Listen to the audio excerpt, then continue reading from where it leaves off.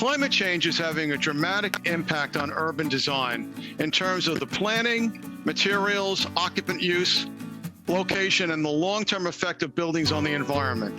Joining us today to discuss this topic are two experts from Boston-based CBT Architects, Kishore Varanasi, a principal and director of design, and Devanshi Purohit, an associate principal. Welcome, both of you. Thanks for having us. Kishore, let me start with you. You've said when we've had conversations that CBT's primary focus for its master plans is striking a balance between people and nature. But in an urban setting where nature isn't always a given, what has been your strategy to achieve that goal? It's a great question, John. And you're right in that we are always, from the get-go in our practice, are focused on balancing both people and nature. And as you said it, nature has always been something to go to outside the city. It has not usually been a part of the city. For that exact reason, we felt that it needed to be a part of the day-to-day experience to improve the emotional, physical well-being of the people in the city. So we've always used an expansive open space network strategy on all of our master plans to create that experience in our master plans. The example is a Cambridge Crossing master plan, which is 20 years in the making, almost there at this point in terms of its completion, where we started with an 11-acre open space system in a 45-acre parcel. You can imagine about a quarter of the site has been dedicated to public open space. Remember, this is not including streets and sidewalks. It's just purely the open space system. The important thing there was not only creating the open space, but also creating as a part of a potential future regional system that in 2000 didn't exist. We kind of believed the fact that there is going to be larger systems that might emerge, and we forced this system to be a part of that future. And today, fast forward 20 years, Cambridge Crossing open space system is quite robust in itself, but it's also now a part of a great regional ecological and open space network. So you can actually go from Cambridge Crossing on a bike, a stroll, or a walk, or a jog, miles and miles without ever coming across an automobile. Now, that is hugely valuable if you think about our cities and who we are serving, particularly in the pandemic. As you know, in the last 2 years, we realized the importance of the nature. So we continue to place an emphasis on that. And the other side is obviously the people, right? As designers, we are trained to fundamentally design for people, irrespective of who our clients are. We're always talking about the end user, right? So the people are very important, and that definition of the people has always, evolved, but it's so much more diverse. It's not homogeneous anymore. So it's very important to both redefine, who we're serving in our plans. Yes, our projects and the clients may be sort of going after a certain demographic, but the nature and the expansive open space systems we create can be inclusive and invite a whole host of people. Extreme heat has become an urban dilemma, or it's become a global dilemma. I'm sure you both read about what happened in Italy the last couple of days. And what tactical interventions has your firm found to work in reducing the heat island effect? So you're right, John. It is a global issue, and it's very timely. I was just telling you that 2013 to 2021, the last 9 years, all ranked among the 10 hottest years since 1880, which is when we started recording the annual weather patterns. And July 2021 was the hottest month ever recorded. And especially in the cities, urbanized areas have experienced higher temperatures than the surrounding suburban and rural areas for various reasons. And it also presents social economic challenges, especially for vulnerable communities that are already suffering environmental justice. And this issue has received relatively less attention due to its invisible nature when we talk about designing for climate change as compared to sea level rise or high rainfalls. And it's also an unknown territory for cold climate cities like the ones in Northeast, where we are calling from, where we are experiencing historic heat waves in the past few years. But certain hot climate cities have been looking at these issues for a while now, and maybe we can get inspired with some of the solutions that they're implementing. Kishore, do you want to talk about the work that we're doing there? Yeah, so quickly, John, Cambridge Crossing, going back to the project, when we have control over a master plan, really creating an expansive natural network creates a microclimate that's comfortable already, right? When you're starting from scratch. That's not the case in most of the existing cities. The challenges are enormous. The urban heat is a result of everything that we made as humans that is lacking the nature and the green, but incredible amount of infrastructure, big buildings reflecting the heat from the sun, the automobiles, the asphalt, all of them together make cities hotter than surrounding country environment. So how do you mitigate from that in an existing context? Again, always, if you can plant trees, urban forestry is the first go. But once again, given the complexity of what's underneath our cities, that's not always possible. So we looked at 3 distinct pilot projects in Abu Dhabi to reduce the urban heat island effect in public spaces. And the reason we looked at 3 distinct sites was it's not always made equal. Urban heat is not even across the same city. It depends on the neighborhood, the type of neighborhood, the type of urban form, et cetera. So we chose day-to-day places, like, for example, an urban intersection where people are likely to wait for a light or a bus to get across, 2 small community spaces in between. And we used a whole host of new techniques, et cetera, to look at ways in which we can reduce the effect. But the fundamental principle here is that we need to be combining a series of layers to get at the effect. You can't do one thing at a time. You can't simply provide shade for 12 o'clock in the middle of the summer, assuming that we're going to solve the problem. We have to look at more holistically in terms of the way the sun is moving. We call it the cool shade. We have to think about the role of the nature and planting to the extent we can. We have to look at the vertical elements, what we call the cool walls, that actually channelize the winds. Even at 120 degrees, the wind helps the place to actually take the humidity out. And also the surfaces we're using. And in what combination do we deploy depends on the particular location. There is no one size fits all. I always say climate change is global, but the solutions have to be extremely, extremely local. Now, and the good news is that in the Middle East, they had to deal with heat for centuries, and they have a great vocabulary, language, and history. We don't have that in the Western world. We didn't have to deal with this. So we have to build a whole new language, vocabulary for our public spaces, our streets, and our sidewalks, unlike what we have in the Middle East. But the work that we have done really sort of great platform to apply the methodology, but not exactly the solutions. Is the lessons that you've learned from the Middle East transferable to the West, do you think? Absolutely. We've done a lot of evidence-based design. So the methodology by which we went about looking at the elements, how we combine different elements, all of that is applicable, but the exact solutions, like I said, are not. The methodology is absolutely, absolutely applicable, and we are actually looking at a number of sites here to apply those in this context as well. Mm-hmm. Developers, as you know, are always looking for density in urban settings and their urban projects. And your firm has had some success interjecting open space without compromising density. You mentioned the Cambridge Crossing project as an example. Can you talk a little bit about how that works? How the two can be reconciled?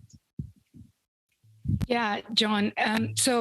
And it's very needed, right? That the pandemic has highlighted the critical need for open spaces in the cities, both for the mental well-being of people, but also to provide a relief in highly dense environments. And Kishore mentioned the nature and cities as sort of a theme that we always try to follow.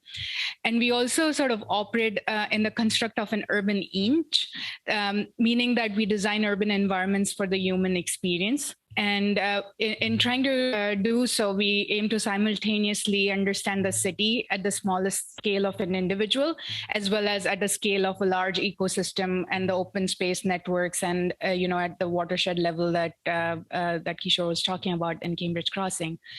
And if you're able to focus on the ground plane, on the sidewalks, on the storefronts, on what people are experiencing at their level, we are able to sort of create these and design streets and buildings and parks that are sort of that people want to go to. And in conversations with our clients and the design agencies in the city, about different ways of increasing density is also creating a variation in height in urban form, and open space helps us to break that scale, and it helps to create a scale that feels more welcoming to that human experience. And density comes in all shapes and sizes, right? That if you're creating a tower and you're trying to create a multifamily residential building or a lab building, you can sort of counter that scale with smaller pavilions and the shed that we've created in Cambridge Crossing, which is a much smaller scale and acts as a counter to larger density to scale down to the neighborhood, but also provide human comfort and thermal comfort in harsh environments. One other thing that also helps with conversations about density and open spaces is creating early activation strategies. So even before our master plans, larger plans are built out, what we try to implement is, how do you bring people into the open space? And one other thing is that we also try to create open space with each phase. So it's not like the open space is coming after the whole project is built out, but we try to bring in that value at the beginning and with each phase that is built out afterwards. And for instance, in Cambridge Crossing, we introduced summer nights and a whole host of community programming, including outdoor fitness classes, movie nights, concerts, to help sort of residents own these neighborhoods, but also feel welcome and inviting and provide a relief with the natural ecology of it. Mm-hmm. Okay. Your firm is also working on a 500,000 square foot lab building in Boston's Kendall Square neighborhood. And can you talk a little bit about what the objectives of that project are? Yeah, John. So again, we're always looking to find the meaning of people plus nature at every scale of the project. In this instance, it happens to be a large lab building, Kendall Square being the most innovative square mile. Every life science company in the world is headquartered there.